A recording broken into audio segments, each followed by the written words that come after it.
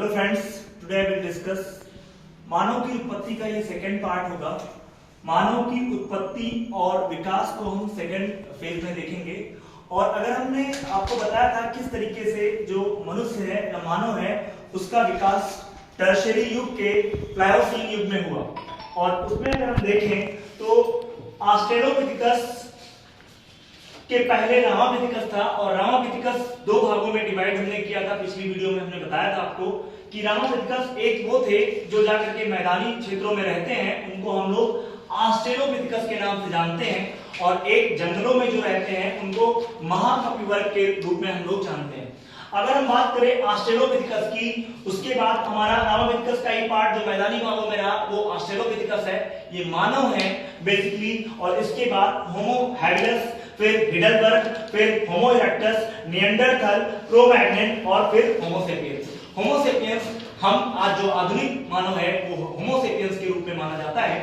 अगर हम ऑस्ट्रेलोपिथेकस की बात करें, ऑस्ट्रेलोपिथेकस जो मानव है वो बेसिकली सबसे ओल्डेस्ट माना जाएगा।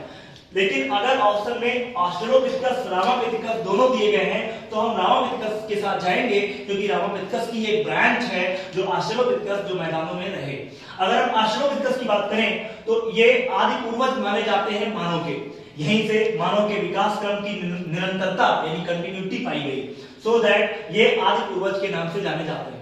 तो मानव के आदि पूर्वज कौन है, ये यूपीपीसीएस कमीशन ने एक बार पूछ रखा है, तो आंसर ऑस्ट्रेलोपिथेकस के साथ जाएंगे। अगर ऑप्शन में ऑस्ट्रेलोपिथेकस नहीं दिया गया है तो रामापिथेकस के साथ जाएंगे, क्योंकि रामापिथेकस की ब्रांच क्या है, ऑस्ट्रेलोपिथेकस। आफ्टर दैट इनकी खोज की बात करें तो रेमंड महोदय थे, इन्होंने 1924 एडी में कहते हैं कि साउथ अफ्रीका के एक प्रांत है, प्रोविंस है ट्रांसवाल प्रोविंस, और वहां पर इन्होंने एक चूने की खान की खुदाई करवाई, और उसमें इनको एक खोपड़ी, एक स्केलेटन प्राप्त हुआ, एक खोपड़ी प्राप्त हुई बेसिकली, और वो टोंग नामक स्थान पर इन्होंने प्राप्त की। और यहीं से खोज हो जाती है किसकी, बोलो, ऑस्ट्रेलोपिथेकस मानव की, यानी वो खोपड़ी ऑस्ट्रेलोपिथेकस की थी। और रेमंड को ये जो है आप कह सकते हो जनक के रूप में जाने जाते हैं, रेमंड महोदय, किसकी खोज के, ऑस्ट्रेलोपिथेकस के। And after that homo habilis. Homo habilis में बहुत ज्यादा नहीं पढ़ना है।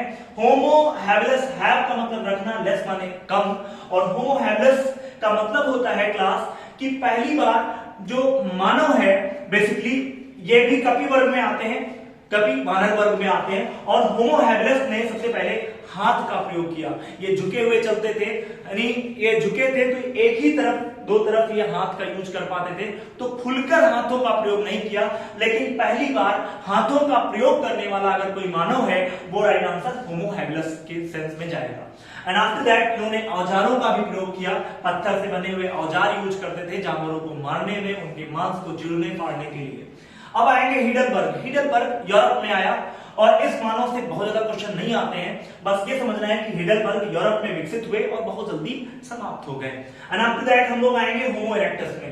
Erectus is a word which mean that सीधा चलना। अब मानव सीधा चलेगा, सीधा चलने वाले मानव आएंगे तो ये हाथ का खुलकर प्रयोग करेंगे, क्योंकि इनके हाथ क्या होंगे, ऊपर नीचे बाएं दाएं सब जगह जाएंगे, इसलिए ये हाथों का जो है जबरदस्त तरीके से खुलकर प्रयोग करेंगे। और इनको हम दो भागों में बांटेंगे।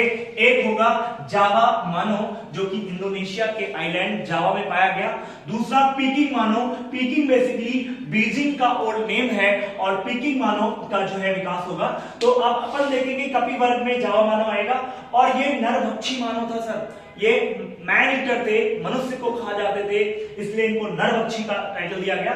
इंडोनेशिया के जावा द्वीप में जो है इसकी खोज की गई, जो बेसिकली जावा द्वीप के सेलो नदी के किनारे टिनिल नामक ग्राम में हुई थी। तो टिनिल ग्राम था, सेलो नदी थी, जिसके किनारे जावा द्वीप में आपके जावा मानव की खोज की गई। और प्रथम बार आग की जो है खोज करने वाला अगर कोई मानव है तो वो राइट आंसर क्या होगा, बोलो, होमो इरेक्टस के अंतर्गत कपि वर्ग में आने वाला जावा मानव, जिसने सबसे पहले प्रथम बार आग की खोज की, इन्वेंशन ऑफ, आप कह सकते हो कि जो आग की फायर। फिर अपन देखेंगे पीकिंग मानव। इसका ओल्ड नेम था पीकिंग, बीजिंग का ओल्ड नेम था। यहां से 40 अस्थिपंजर बीजिंग से प्राप्त हुए, जो बेसिकली पीकिंग मानव के थे। ये भी नरभक्षी थे, ये मनुष्य को खाते थे, कपि वर्ग में आते थे, हाथों का इन्होंने खुलकर प्रयोग किया, ओपन हैंडेड बहुत ज्यादा इन्होंने यूज किए। फिर अगर देखें तो इन्होंने औजारों का प्रयोग किया, और साथ में it is also called Sinanthropus erectus, इनको सिंथ्रोपस इरेक्टस के नाम से जानते हैं। थोड़ा यहां पर देख लीजिएगा कि जो हमारा अदर नेम ऑफ जो हमारा जावा मानव है उसका अन्य नाम क्या था, पिथिकैंथ्रोपस इरेक्टस मानव था। और यहां पर हम देखेंगे पिकिंग मानव का जो अन्य नाम है वो अगला नाम है सिंथ्रोपस इरेक्टस मानव के नाम से जानते हैं। एंड आफ्टर दैट हम लोग निएंडरथल मानव की बात करेंगे। और निएंडरथल ये बेसिकली एक नदी है जो जर्मनी में बहा करती है और वहां पर एक मानव का उत्पत्ति हुई जिसको हम निएंडरथल मानव के नाम से जानते हैं। इनकी खास बात विशेषता क्या है कि ये दफनाने की प्रथा थी, ये मरने के बाद शवों को दफनाते थे और कहते हैं यहां श्रम विभाजन पाया जाता है क्योंकि महिलाएं घरों का काम करती हैं, पुरुष बाहर का काम करते हैं, इसलिए श्रम लेबर जो डिवीजन है यहां पर देखने को मिलता है। और वर्ग का यानी जो ग्रुप का क्लासिफिकेशन है वो भी यहां पर सोच होता है। निएंडरथल की बात करें तो अक्षरों का ज्ञान था इनको, गुफाओं में रहते थे और गुफाओं में चित्रकारी करते थे, लिपियां इनकी जो है खोजी जा चुकी हैं, इसलिए हम कह सकते हैं निएंडरथल मानव को इसका अक्षरों का ज्ञान था, बुद्धिमान था, आग का प्रयोग कर रहा था, व्यापक रूप से इन्होंने आग का प्रयोग किया। मीट को खाने के लिए इन्होंने उसको भून करके खाने की प्रथा चालू की। तो अगर देखा जाए तो आत्मा की अमरता में विश्वास था। इस पॉइंट को समझिएगा, मरने के बाद ये लोग जो उनके दफनाने की जगह थी वहां पर खाना वगैरह रखते थे, फ्रूट्स वगैरह रखते थे, जिससे ये पता चलता है इनका मानना था कि साउल जो है यानी जो सोल है, आत्मा है, वो अमर है और वो नहीं मरती। तो आत्मा की अमरता में विश्वास था कि वो स्वर्गलोक पे भी खाना खाते हैं, वह ये सब चीजें पाते हैं, इसलिए आत्मा की अमरता पर विश्वास करते हैं। अगर बात करें तो यह मानव कौन, निएंडरथल मानव विकास के सांस्कृतिक सूचक के रूप में काम करता है, कल्चरल डेवलपमेंट की बात करता है। यहां पर देखिए ना, कल्चर डेवलप हो रहा है, अक्षर का ज्ञान हो गया, आग का आविष्कार हो रहा है, आग जो है व्यापक रूप में यूज हो रही है, आत्मा की अमरता में विश्वास है और एक प्रकार से वर्ग विभाजन, श्रम विभाजन देखने को मिल रहा है। इससे मानव का जो डेवलपमेंट है निएंडरथल मानव से और ज्यादा होना स्टार्ट होता है।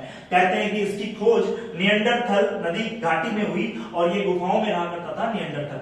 अब हम लोग आते हैं क्रो-मैग्नन। कहते हैं इसके मस्तिष्क का जो क्षमता थी वो आधुनिक मानव यानी होमो सेपियंस से भी ज्यादा थी। और होमो सेपियंस जिसका वैज्ञानिक नाम आज की डेट में आधुनिक मानव कौन, जो हम लोग हैं वो होमो सेपियंस हैं और ये उच्च पुरापाषाण काल में देखने को मिलता है। और उच्च पुरापाषाण की अगर बात करें हम फर्दर अभी देखेंगे, ये सब समझाया हमने क्यों, क्योंकि हमें आधुनिक मानव होमो सेपियंस कब से आया उसको देखना था। तो उच्च पुरापाषाण काल में शुरुआत मानी जाती है आधुनिक मानव की। अगर हम पाषाण काल को देखें तो 3 भागों में डिवाइड करेंगे। पहला क्या होगा, बोलो क्लास, पहला क्या होगा, पाषाण काल नहीं, पूरा पाषाण काल, मध्य पाषाण काल और फिर नवपाषाण काल। और फिर पूरा पाषाण काल को हम 3 भागों में डिवाइड करेंगे। वो टूटेगा निम्न पुरापाषाण काल, मध्य पुरापाषाण काल और उच्च पुरापाषाण। उच्च पुरापाषाण काल से होमो सेपियंस मानव की उत्पत्ति होती है। आई होप आपको ये चीजें समझ में आई होंगी और हम नेक्स्ट वीडियो लेंगे जिसमें हम लोग पाषाण काल के डिविजन्स को और पाषाण काल को देखेंगे। थैंक्स।